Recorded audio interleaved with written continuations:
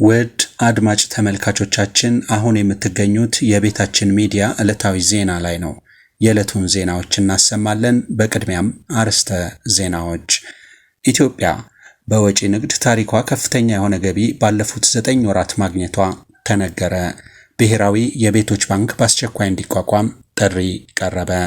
በአዲስ አበባ ከተማ የአርሶ አደር ይዞታ ይገባኛል መብት ያቀረቡ 7000 ገደማ አመልካቾች ጥያቄያቸው ውድቅ ተደረገ። የተባበሩት አረብ ኤሚሬትስ ቢትኮይን ኩባንያ በኢትዮጵያ የማይኒንግ አቅሙን በ52 ሜጋዋት አሳደገ። ብፁዕ አቡነ ገብርኤል በመኖሪያ ቤታቸው ታቅበው እንዲቆዩ ቋሚ ሲኖዶስ ውሳኔ አሳለፈ።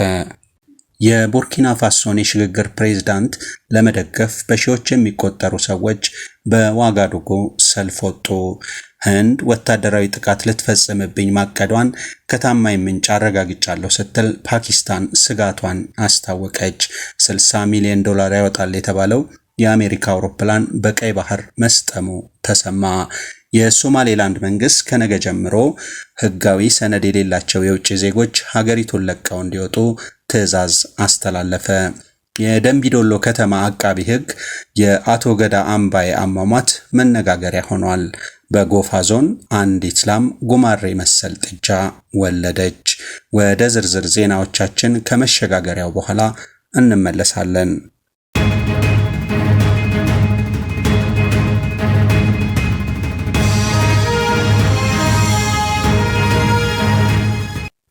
ኢትዮጵያ በወጪ ንግድ ታሪኳ ከፍተኛ የሆነ ገቢ ባለፉት 9 ወራት ማግኘቷ ተነገረ። ኢትዮጵያ በ2017 በጀት ዓመት 9 ወራት ከ5.3 ቢሊዮን የአሜሪካ ዶላር በላይ ከወጪ ንግድ ገቢ አግኝታለች ተብሏል። ይህን ያህል ገቢ ሲገኝ በኢትዮጵያ የወጪ ንግድ ታሪክ የመጀመሪያው እንደሆነ የንግድና ቀጠናዊ ትስስር ሚኒስትር ካሳሁን ጎንፌ ተናግረዋል። በቢሾፍቱ እየተካሄደ ባለው የንግድና ቀጠናዊ ትስስር ዘርፍ የ9 ወራት የዕቅድ አፈጻጸም ግምገማ ነው ሚኒስትሩ በኢትዮጵያ የወጪ ንግድ ታሪክ ከፍተኛው ገቢ ስለመገኘቱ የተናገሩት። በ2016 ሙሉ በጀት ዓመት ኢትዮጵያ ከወጪ ንግድ ያገኘችው 3.8 ቢሊዮን የአሜሪካ ዶላር እንደነበር በጊዜው ተዘግቧል። በቀዳሚው የ2015 ሙሉ በጀት ዓመት ደግሞ 3.7 ቢሊዮን የአሜሪካ ዶላር መገኘቱ ይታወሳል። ኢትዮጵያ ያደረገችው የማክሮ ኢኮኖሚ ማሻሻያ ከወጪ ንግድ የሚገኘው ገቢ በየጊዜው እድገት እንዲያሳይ ማገዙ ተደጋግሞ ይጠቀሳል። ማሻሻያው የላኪዎችን የረጅም ጊዜ ጥያቄ የመለሰና በዘርፉ ምቹ ሁኔታን የፈጠረ ነው ሲል የንግድና ቀጠናዊ ትስስር ሚኒስቴር አሳውቋል። ዘርፉ ቀደም ባሉት ዓመታት የተወሳሰቡ ችግሮች ያሉበት ሆኖ የቆየ ስለመሆኑም ተዘግቧል። የምርት ጥራት መጓደል፣ የመዳረሻ ቦታዎች ማነስ፣ እሴት ተጨምሮባቸው የሚላኩ ምርቶች ብዙ አለመሆን፣ የውጭ ምንዛሪ እጥረትና ዓለም አቀፍ ጉዳዮች የዘርፉ ችግሮች ተብለው በተደጋጋሚ ሲጠቀሱ የቆዩ ናቸው። ሕገ ወጥ ንግድና በዘርፉ የተሰማሩ አካላት የሥነ ምግባር ጉድለቶች የዘርፉ ተጨማሪ እክሎች ነበሩ ናቸውም በሚል ተነስተዋል። ቡና፣ የጥራጥሬ እና የቅባት እህሎች እንዲሁም የቁም እንስሳት ኢትዮጵያ ወደ ውጭ ልካ ገቢ ከምታገኝባቸው ሀገራዊ ምርቶች መካከል ሲጠቀሱ ወርቅና ጫትም ተጨማሪዎቹ ናቸው ተብሏል። በ9 ወሩ የተገኘው ገቢ ኢትዮጵያ ከወጪ ለምትገዛቸው ምርቶች ከምታወጣው ዶላር አንጻር ሲታይ አሁንም አነስተኛ የሚባል ነው። ነዳጅ፣ የአፈር ማዳበሪያና የተለያዩ ምርቶች ከውጭ ለማስገባት በየዓመቱ በአማካይ 13 ቢሊዮን ዶላር ኢትዮጵያ እንደምታወጣ በንጽጽር ተመልክቷል።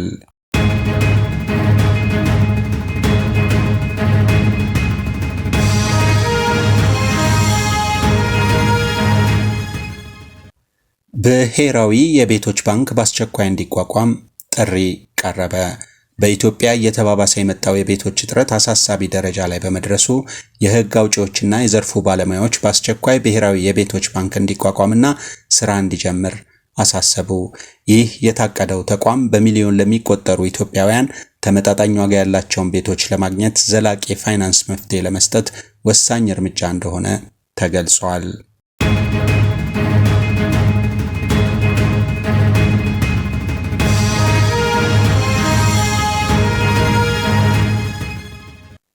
በአዲስ አበባ ከተማ የአርሶ አደር ይዞታ ይገባኛል መብት ያቀረቡ 7000 ገደማ አመልካቾች ጥያቄያቸው ውድቅ ተደረገ። በአዲስ አበባ ከተማ በአርሶ አደርነትና በአርሶ አደር ልጅነት የይዞታ ማረጋገጫ የምስክር ሰርተፍኬት እንዲሰጣቸው ካመለከቱ 27000 ያህል አመልካቾች ውስጥ የ7000ው ጥያቄ ውድቅ መደረጉን የአዲስ አበባ ከንቲባ አዳነች አቤቤ ተናገሩ። የይገባኛል መብት ጥያቄዎቹ ውድቅ የተደረጉት የቀረቡት ጥያቄዎች ማጣራት ከተደረገባቸው በኋላ ትክክለኛ እንዳልሆኑ በመረጋገጡ ነው ሲሉ ከንቲባዋ ተናግረዋል። ከንቲባዋ ይህን ያሉት በአዲስ አበባ ምክር ቤት መደበኛ ጉባኤ ላይ ከምክር ቤት አባላት ለቀረቡላቸው ጥያቄዎች በሰጡት ማብራሪያ ነው። ጥያቄውን ያቀረቡት የንፋስ ስልክ ላፍቶ ክፍለ ከተማ የምክር ቤት ተመራጭ የሆኑት እሌኒ አየለ ሲሆኑ ከአርሶ አደሮች ይዞታ መሬት ጋር በተያያዘ ያሉ የመልካም አስተዳደር ችግሮችን አንስተዋል። የአገልግሎት ጥራትና ፍጥነትን በተመለከተ አንዳንድ የመልካም አስተዳደር ችግሮች እንዳሉ ከአርሶ አደሮች እየተነሳ ነው ያሉት እሌኒ ለዚህ ችግር መፍትሄ እንዲበጅለት ጠይቀዋል። ጉዳዩ የሚመለከታቸው ባለድርሻ አካላት ትክክለኛ አርሶ አደሮች የይዞታ መብታቸው እንዳይነፈግና ሌሎችም ያለአግባብ እንዳይጠቀሙ እንዲያደርጉም አሳስበዋል። ለጥያቄው ምላሽ የሰጡት ከንቲባ አዳነች እርሳቸው የሚመሩት የከተማይቱ አስተዳደር ለጥያቄዎቹ የተሟላ ምላሽ አለመስጠቱን አምነዋል። የዚህ ምክንያቱ በአርሶ አደር ስም አላግባብ ለመጠቀም በሚደረጉ ጥረቶች ብዙ ጫናዎች የመፍጠር ሂደቶች ስለነበሩ እንደሆነ አብራርተዋል።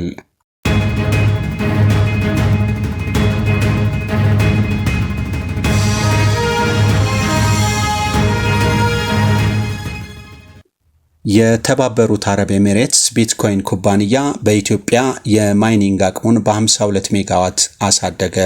የተባበሩት አረብ ኤሚሬትስ የቢትኮይን ማይኒንግ ኩባንያ የሆነው ፎኒክስ ግሩፕ በኢትዮጵያ ባለው የማይኒንግ አቅም ላይ 52 ሜጋዋት ጭማሪ ማድረጉን አስታውቋል። ኩባንያው እንዳስታወቀው አዲስ ተግባራዊ ካደረገው ጭማሪ ጋር በኢትዮጵያ የፎኒክስ ቢትኮይን ማይኒንግ አቅም 132 ሜጋዋት ደርሷል። የኩባንያው አጠቃላይ አቅም አሁን ከ500 ሜጋዋት በላይ መሻገሩ ተገልጿል። የፎኒክስ ተባባሪ መስራችና ዋና ስራ አስፈጻሚ ሙናፍ አሊ የኩባንያው ስትራቴጂ ያተኮረው የተትረፈረፈና ዝቅተኛ ያህል ወጪ ያላቸውን ዋና ዋና አካባቢዎች ማግኘት ነው ብለዋል።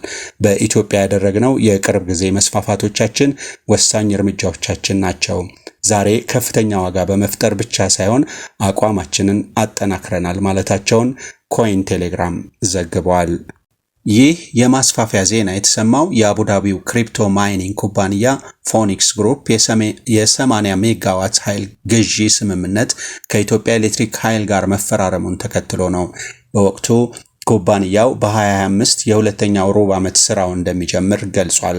ፎኒክስ ኩባንያ በአቡዳቢ ኢንተርናሽናል ሆልዲንግ ኩባንያ IHC የሚደገፍ ሲሆን በመላው ኤሚሬትስ፣ አሜሪካና ካናዳ ውስጥ የክሪፕቶ ማይኒንግ ስራዎችን ያከናውናል።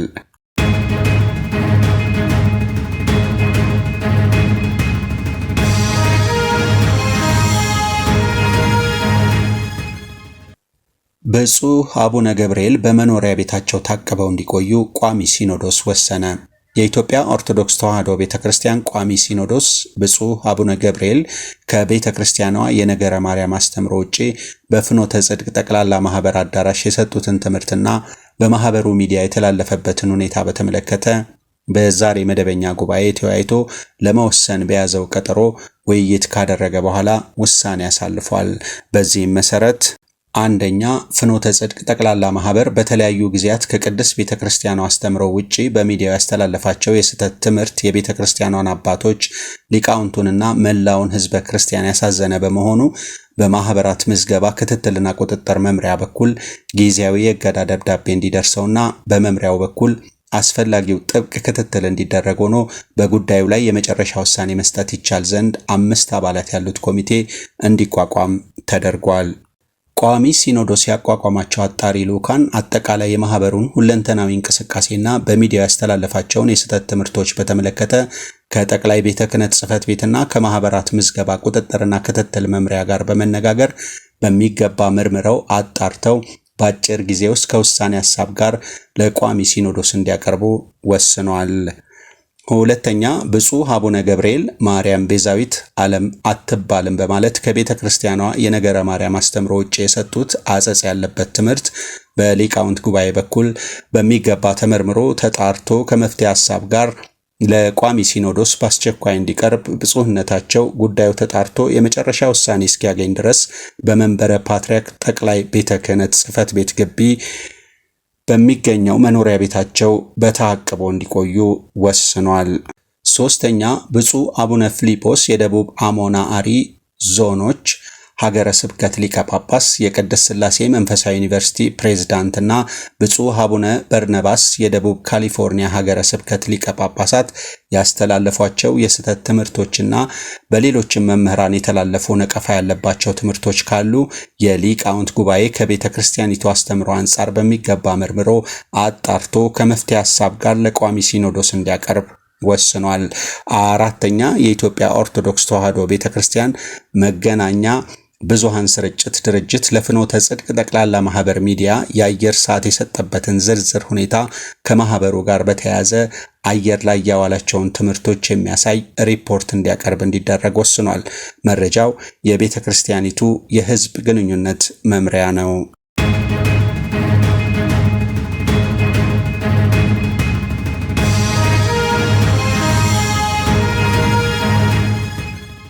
የቡርኪና ፋሶን የሽግግር ፕሬዝዳንት ለመደገፍ በሺዎች የሚቆጠሩ ሰዎች ሰልፍ ወጡ። በቡርኪና ፋሶ ዋና ከተማ ኡጋዱጉ በሺዎች የሚቆጠሩ ሰዎች የሽግግሩን ፕሬዝዳንት ኢብራሂም ትራኦሬን በመደገፍ ሰልፍ ወጥተዋል። ሰልፈኞቹ ፊሽካ እየነፉ የዩናይትድ ስቴትስ የአፍሪካ ጦር መሪ ጄኔራል ሚካኤል ላንግሌይ በሰጡት አስተያየት ላይ ቁጣቸውን ገልጸዋል። ወደ አደባባይ ለድጋፍ የወጡት ሰልፈኞች ቡርኪና ፋሶ በማንም ላይ አትደገፍም፣ ነገር ግን ዘረፋን አንታገስም ብለዋል። ጄኔራሉ ውሸታም ነው ሲሉ ተደምጠዋል። እኛ ራሳችን በራሳችን ሁሉን መወሰን እንችላለን፣ ሀብታችንን በፈለግን ጊዜ እንጠቀማለን፣ ለፈለግነው እንሸጣለን ሲሉ ምሬታቸውን አሰምተዋል። ሰልፈኞቹ ካፕቴን ትራኦሬን ለማጥፋት የፈለገ መጀመሪያ ህዝቡን ማጥፋት አለበት ብለዋል። በ1987 ግድያ ያጋጠመን ነገር አይደገምም። በካፕቴን ሳንካራ ላይ የደረሰው በካፕቴን ትራኦሬ ላይ አይደርስም። ፕሬዝዳንታችንን ለመከላከል እስከ መጨረሻው እንሄዳለን ሲሉ ተደምጠዋል።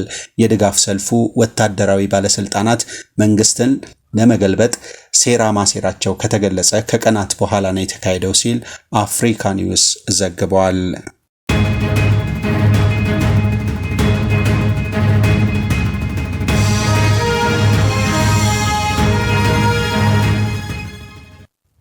ህንድ ወታደራዊ ጥቃት ለመፈጸም ማቀዷን ታማኝ መረጃ አለኝ ስትል ፓኪስታን ተናገረች።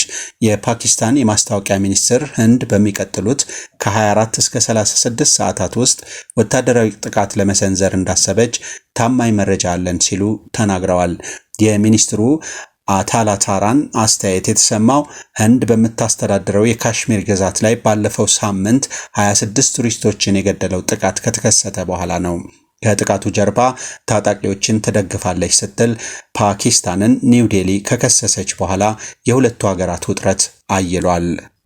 ኢስላማባድ ክሱን የሐሰት ስትል ውድቅ አድርጋለች። ታራን እንዳሉት ህንድ ጥቃቱን ልትፈጽም ላሰበችው እርምጃ እንደ ሰበብ ለመጠቀም ያቀደችው ነው ስትል ፓኪስታንን አስረድታለች። ለእንዲህ አይነቱ የህንድ ወታደራዊ ጀብዱ በእርግጠኝነትና በቆራጥነት ፓኪስታን ምላሽ ትሰጣለች ሲሉ የፓኪስታን የመረጃ ሚኒስትር አታላታራን መናገራቸውን ቢቢሲ ዘግቧል። $60 ሚሊዮን ያወጣል የተባለው የአሜሪካ አውሮፕላን በቀይ ባህር መስጠሙ ተሰማ።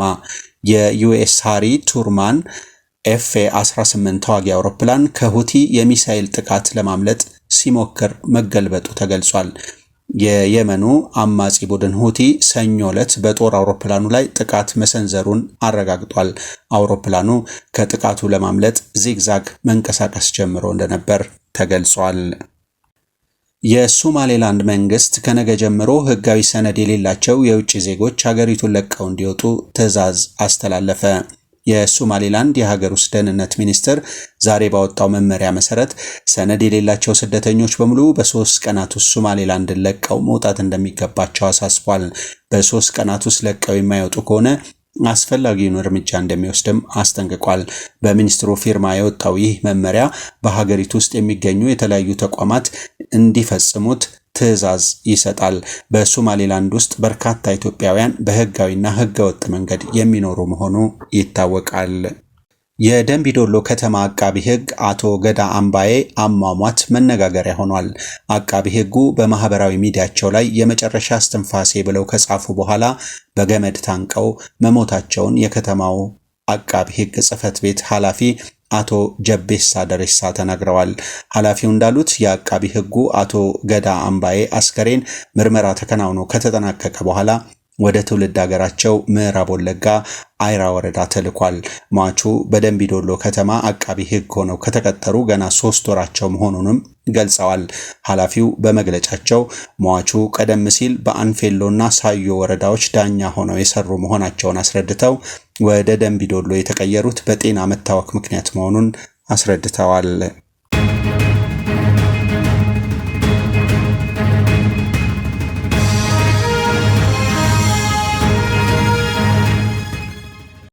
በጎፋ ዞን አንዲት ላም ጉማሬ መሰል ጥጃ ወለደች።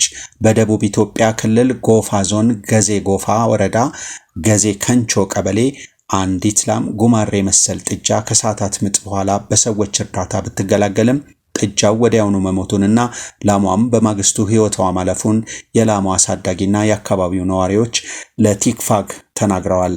የላሟ አሳዳጊ አቶ ኢሳያስ አልፋቴ ስለ ጉዳዩ እንደገለጹት ላሚቷ ከዚህ ቀደም 3 ዙር ወልዳ ነበር። በአሁኑ ዙር ሆዷ ያለ ልክ ከፍ ብሎ ነበር። የመውለጃዋ ጊዜ ሲደርስም እንቅስቃሴዋ ዘገምተኛ ነበር ሲሉ ገልጸዋል። በዕለቱ ለመውለድ መቃረቧን ተከትሎ እንደ ሁልጊዜውም በሰላም ትወልዳለች ብለን ብንጠብቅም ከ5 ሰዓት በላይ ምጧ በመቀጠሉ ስጋት ስለያዘን ለአካባቢው የእንስሳ ሐኪም ደውለን ሁኔታውን አስረድተን ነበር። ነገር ግን ባለሙያው በቅርበት ስላልነበረ በቶሎ አልደረሰልንም። ኋላም ላሟ በመዳከሟ የአካባቢው ሰዎች የወጣውን እግር አስረን እንጎትት በማለታቸው ጥጃው ተጎትቶ ከወጣ በኋላ ወዲያውኑ ሞቷል ሲሉ ተናግረዋል።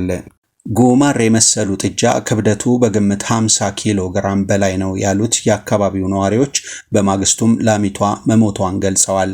እኔ ስደርስ ባየሁት ነገር በጣም ደንግጫለሁ ያለን የአካባቢው የእንስሳት ሐኪም እስኪያስ ሀብታሙ የተወለደው ጭራ አልባና ከጥጃ ይልቅ ጉማሬ የሚመስል ፍጥረት ይመስላል ሲል አስረድቷል። ዕለታዊ የቤታችንን ዜናዎች በዚህ ፈጸምን። በቀጣይ ዜናዎች እስከምንገናኝ ድረስ ደህና ቆዩን።